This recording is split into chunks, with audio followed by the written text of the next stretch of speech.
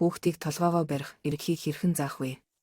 Бид хүүхдийг амьдралын эхний үед юу ч заах ёсгүй. Тэр өөрөө сурах болно. Бид хүүхдэд сурах боломжийг олгож аюулгүй. Тав тухтай орчин бүрдүүлэх ёстой гэдг нь чухал. Шинэ ур чадвар эзэмшихийн тулд хүүхэд нуруу хүзүүний булчин бэхжүүлэх ёстой. Эсвэл булчингийн хүчийг нэмэгдүүлэх ёстой. Энэ зорилгод хүрэхэд тусалдаг үндсэн үйл ажиллагаа нь хүүхдийг хэвтүүлэх явдал юм.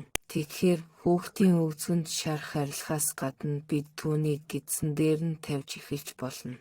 Хооллохоос өмнө тодорхой хугацаанд. Үнийг хэлэхэд эхэндээ хүүхэд энэ хөдөлгөөнд маш их баярлахгүй. Мөн гидсээр нь хэвтэх хугацаа магадгүй хэдхэн минутаас хэтрэхгүй байх магадлалтай. Мөн хүүхдийн дуу авиатай хамт хийгдэнэ. Гэхдээ аажмаар нуруу бэхжин, хүүхэд өснө, тоглоом болон орчны зүйлсэд сонирхолтой болно. Тэгэхээр гидсэн дээр хэвтэх хугацаа нэмэгдэж 4-5 сарын насны хүүхэд ихэнхдээ хэвтэж эсвэл эцэг эхийн гаранд өнгөрүүлэх болно гэдг нь үнэн. Анхны сард хүүхдийг хэвтүүлэх ямар нэгэн хэвийн хэмжээ байхгүй бол 2-3 сард хичээхийг оролдож байна. Хүүхэд өдөрт хамгийн багадаа 30 минут гидсэн дээр хэвтэж байх ёстой. Хэд хэдэн удаа хэвтүүлэх хэрэгтэй. Анхны сард хүүхдийг хэвтүүлэх ямар нэгэн хэвийн хэмжээ байхгүй бол 2-3 сард хичээхийг оролдож байна. Хүүхэд өдөрт хамгийн багадаа 30 минут гидсэн дээр хэвтэж байх ёстой. Хэд хэдэн удаа хэвтүүлэх хэрэгтэй. 3 сарын дараа эцэг эхчүүд шалны дээр шилжиж тэнд их цагийг өнгөрөөхийг зөвлөж байна.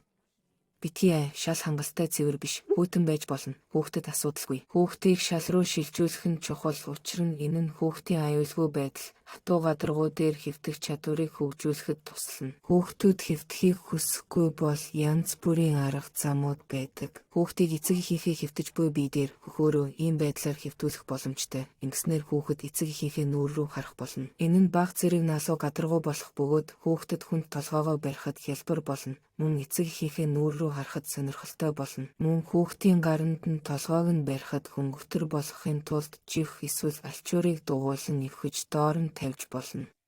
Хэрэв хүүхэд 3 сартаагаас дээш гадаа цаг агаар сайхан байвал хүүхдийг гидсээр нь гадаа тэр дундаа тэргэнд нь хэвтүүлж болно. Энгийн сонирхолтойгоор хажуугаар харах нь тэднийг дасгал хийх, толгоогоо барихад урамшуулдаг. Хүүхэд амьдралынхаа эхний хагас жилд эзэмших ёстой нэг чухал чадвар бол гидсээрээ эргэх хөдөлгөөн юм.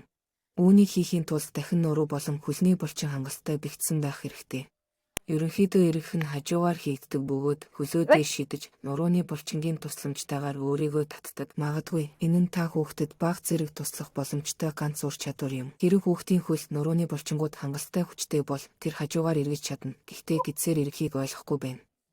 Тэгэхээр хүүхдийг тоглоомоор сонирхуулахад тоглоомыг толгойн ард нь аваачиж нэг хөлөө нугуулж тоглоомын зүгт эргүүлэх хэрэгтэй. Эргэлтийг бүрэн хийхгүйгээр хүүхэд үлдсэн хөдөлгөөнийг өөрөө хийх ёстой. Ийм байдлаар та тэдэнд булчингийнхаа координатыг хэрхэн хийхийг зааж, энэ эргэлтийн явцад нурууг нь дэмжих болно.